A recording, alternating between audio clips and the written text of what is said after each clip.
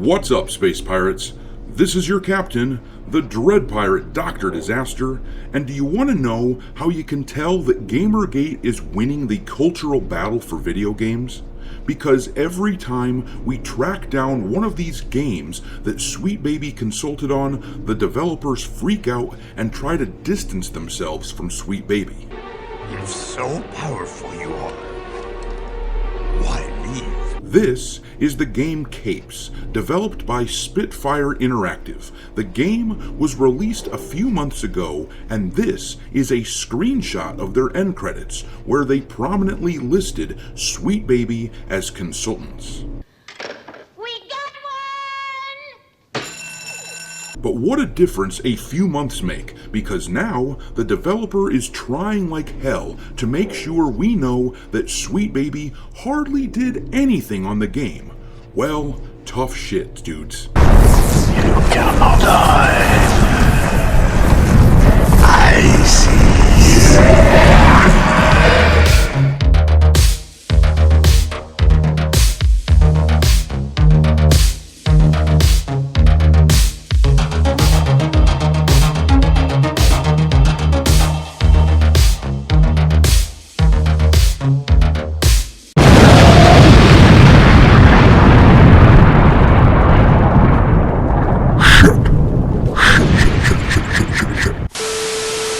Alright, me hearties, make sure you like this video and subscribe to the channel if you haven't already. We just hit another subscriber milestone, so if you've been here for a while, you know what question we have to ask. How many assholes we got on this ship anyhow?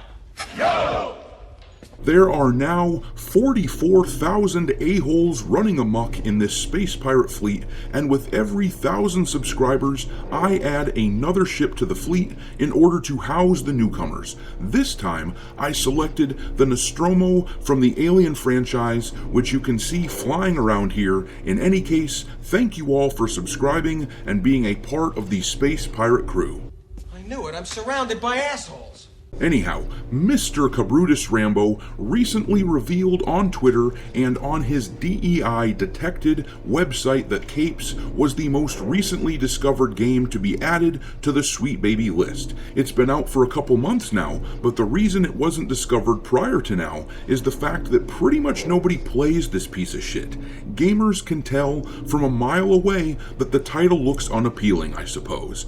If you look at the Steam chart, it had an all-time peak of 664 concurrent players, very similar to the numbers that we see for the likes of Flintlock, The Siege of Dawn, and Concord. These video game developers are so obsessed with chasing after the so-called modern audience, but they fail to realize that it is demonstrably a microscopic part of the gaming community. The modern audience will not sustain you. I mean, look at the gameplay that I've got running around in the background there. Most normal gamers will be immediately turned off by that style because we know what to expect from that sort of art. Their secret is out and it ain't good. And that's why one of the developers of the game got on their Steam forum and posted this. He said, "You are a little late actually. We already had 3 months and 14 pages of constructive discussion about DEI in the forum and delivered a gameplay update focusing on exactly what the player base wanted, leading to 80% positive recent reviews." Well, boy, your mama must be damn proud of you. Wow, so 80% of the few hundred people that belong to your so-called modern audience and actually play this thing like the game? Color me completely impressed. Never mind that only 28 people played the game in the last 24 hours. It's statistically likely that 22 of those 28 players gave it a good review, so I'm sure that the game was a smashing success. But anyhow, the dude went on to try to distance Capes from Sweet Baby. In the next paragraph, he said, "You don't have to take my word for it, you can read for yourselves. We were already able to explain that Sweet Baby only worked briefly, mainly to bring the 4 or 5 person indie dev team in contact with voice actors, together with the devs, and many skeptical players were able to find out there is no hidden agenda or something else we force down your throats. So what are you trying to convince us of exactly?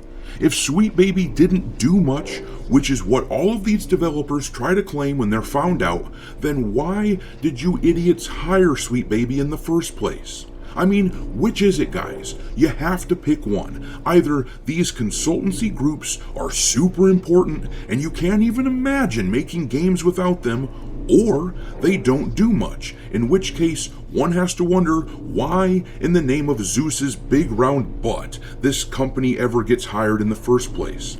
Personally, I'll bet you it's a combination of the two. The consultancy probably doesn't do much besides uglify the game and make sure that the game studios are chock full of activists who aren't good at making games, but whatever the answer is, it has become clear that Sweet Baby Inc. is indeed the kiss of death for games. These woke lunatics try to support these consultancy agencies on Twitter and social media, but they realize the truth. They realize that they cannot be seen to be associated with them when their ass is on the line and they have a game that's for sale, which tells me that we are winning. We are having a strong effect. And as to the game itself, this is one of the top rated entries on the Steam reviews. It says, "The tactics aren't fun. The cast is a diversity quota checklist, not actual characters. The game's tone is all over the place. I don't want to play it, and I don't want to watch it for its story either. In both gameplay and story, the game acts like a derivative of a derivative of a derivative. There's no soul here, nothing interesting. It's like a superhero game made by people who hate superheroes." And we can quibble over who is responsible for why this game is like it is, but at the end of the day, it doesn't matter if it was Sweet Baby or if it was the developers themselves. Anyone who would even think that hiring such a company to consult on a game deserves our scorn. But I'm going to leave it there. What do you make of the situation? Drop your thoughts in the comment section below, and we will talk there.